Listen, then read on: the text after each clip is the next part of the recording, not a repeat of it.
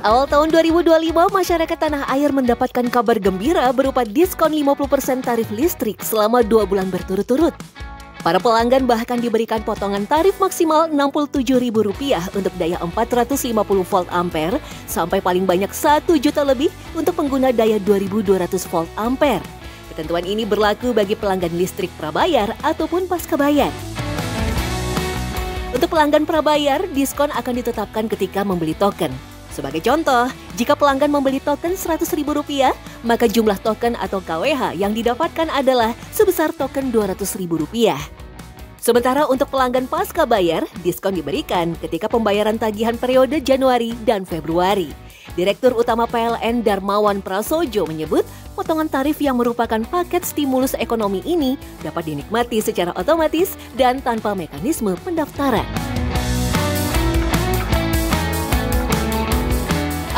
Dengan adanya potongan listrik ini yang dimana satu rumah itu mungkin bisa anggaran biayanya berapa, itu nguntungin banget untuk satu kepala keluarga. Menurutku sih sangat menguntungkan masyarakat gitu, apalagi menengah ke bawah, karena memang diskon ini sangat menguntungkan untuk masyarakat gitu. Semoga bisa diperpanjang lah sama pemerintah. Tak bisa dipungkiri, hidup di era modern telah membuat listrik menjadi salah satu kebutuhan primer manusia. Tanpa listrik, semua kegiatan akan nyaris terhambat, bahkan bisa berhenti sama sekali. Setiap bulannya, tagihan listrik selalu menjadi biaya rumah tangga yang selalu dibayarkan. Tapi, bagaimana jika tagihan yang sudah kita hafal jumlahnya tersebut melonjak drastis tanpa aba-aba? Bahkan mencapai puluhan kali lipat jumlah biasanya. Yang mengejutkan, fenomena tersebut seringkali kita temukan di media sosial. Lantas, apa yang sebenarnya terjadi? Siapa sebenarnya yang mampu mengakali arus listrik sehingga timbul lonjakan drastis tersebut? Kami bertemu Rahmat, salah seorang warga Depok yang mengaku pernah mengalami lonjakan tagihan listrik secara tidak wajar. Rahmat yang biasa hanya membayar Rp200.000 setiap bulannya, dikejutkan dengan tagihan yang mencapai 2 kali lipat.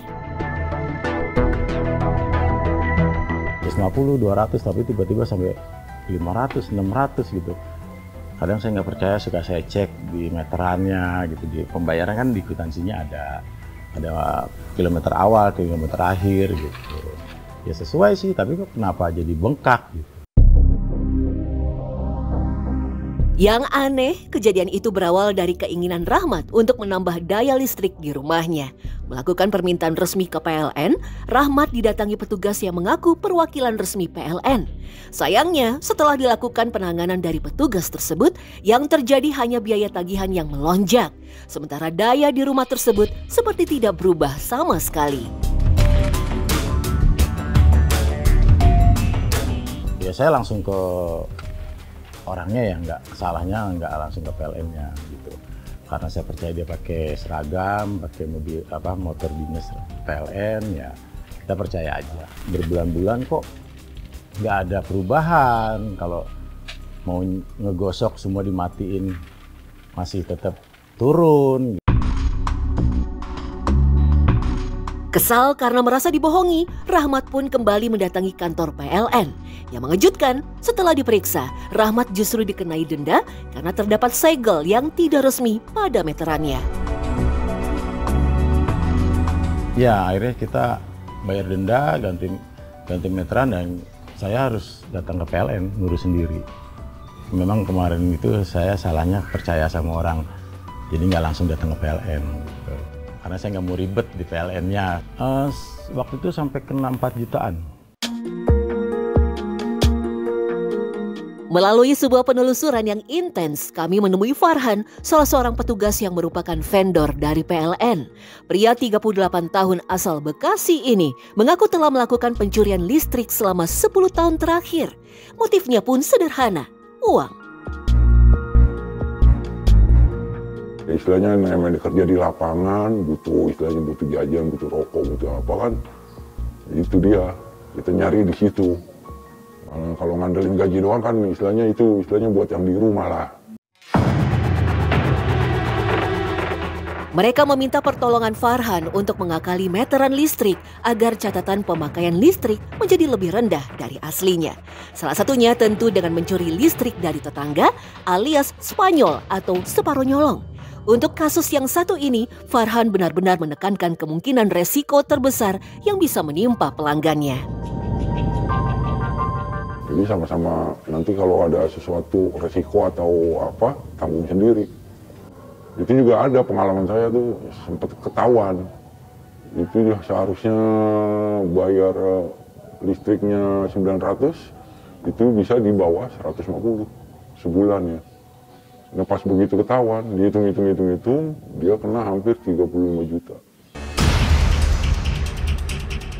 Instalasi kabel listrik yang ruwet membuat Farhan mampu melakukan aksinya dengan mulus.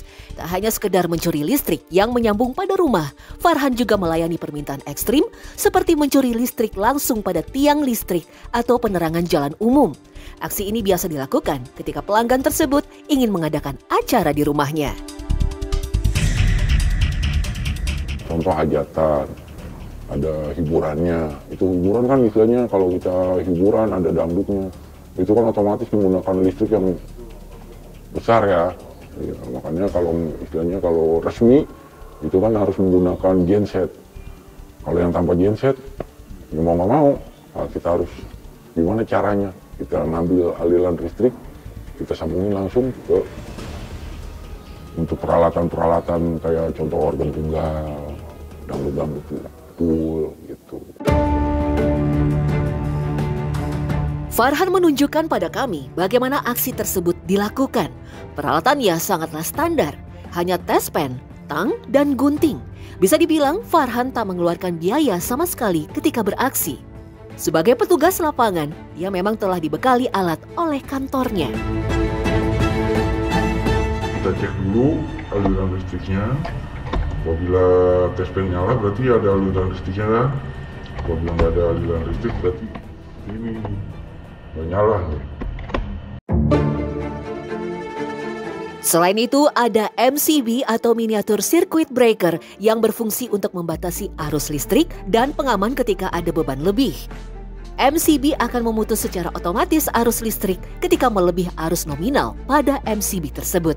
Penggantian MCB pada meteran listrik juga dipakai untuk mengurangi biaya tagihan. Contoh seperti ini ya, ini kan udah naik nih aliran listrik. Apabila muter terlalu kencang itu pasti dari yang kita istilahnya aliran listrik utama ya ke kilometer. Itu kan nanti ada alat sambungnya, kita sambung. Kalau udah ini kan bisa dibuka. Ada pula konektor kabel sambungan rumah atau SR yang berfungsi untuk menyambungkan kabel listrik. Farhan menggunakan tipe konektor standar untuk melindungi ujung kawat terbuka dari kontaminasi lingkungan. Jadi satu lagi yang ini kan istilahnya ini kabel min plusnya ya, positif negatifnya. Kalau ini udah masuk baru kita langsung dari ini yang kita langsung sambung ke langsung ke listriknya. Farhan menyebut meski secara teori mudah, pencurian listrik ini punya resiko yang sangat tinggi, terutama terkait dengan kebakaran. Beban yang melebihi kapasitas akan dengan mudah menimbulkan korsleting yang biasanya berimbas pada kebakaran. Itu kan otomatis panas. Pengalaman yang ada itu pasti kebakar Bang, di kilometernya. Makanya kebanyakan terjadi kebakaran-kebakaran di rumah-rumah. Kalau di korsleting listrik itu dari situ Bang. Makanya itu resikonya yang berbahaya, yang sangat fatal lah. Dalam sebulan ia bisa mengerjakan pencurian listrik sebanyak 4 atau 5 kali. Untuk satu pengerjaan, Farhan dibayar sekitar 1 juta rupiah. Yang mengagetkan, Farhan memiliki pelanggan tetap sekitar 20 rumah dalam satu kawasan. Yang lebih miris, Farhan mengaku bukanlah satu-satunya yang bisa memfasilitasi listrik separuh nyolong ini. Beberapa rekan kerjanya juga diketahui melakukan aksi serupa. Enggak, jarang yang tahu, hanya sebagian. Sebagian tahu karena apa? Kita kan saling menutupi. Sayangnya, kasus-kasus seperti ini memang belum mendapatkan solusi yang tepat dan tegas. Pasalnya, meski denda sudah diterapkan, masih banyak listrik Spanyol yang bertebaran, terutama di pemukiman padat. Inu Supriyanto selaku pihak perwakilan PLN hanya menyebutkan bahwa masyarakat bisa langsung melaporkan jika ada kecurigaan tentang aksi pencurian listrik tersebut. Bahwa kalau kita lihat sekarang apalagi ya, memang kita lihat tuh jaringan yang tadi dikatakan semrawut, sebetulnya ya masyarakat bisa membedakan. Kita bisa melihat dari sisi, nanti masyarakat bisa lihat dari pertama dari pembatas dayanya. Kalau tidak berkesesuaian, nah itu juga berpotensi akan ada kewajiban yang harus dipenuhi dari pembatas daya. Yang kedua adalah dari meternya itu sendiri. Apakah meter ini tampak terlihat normal?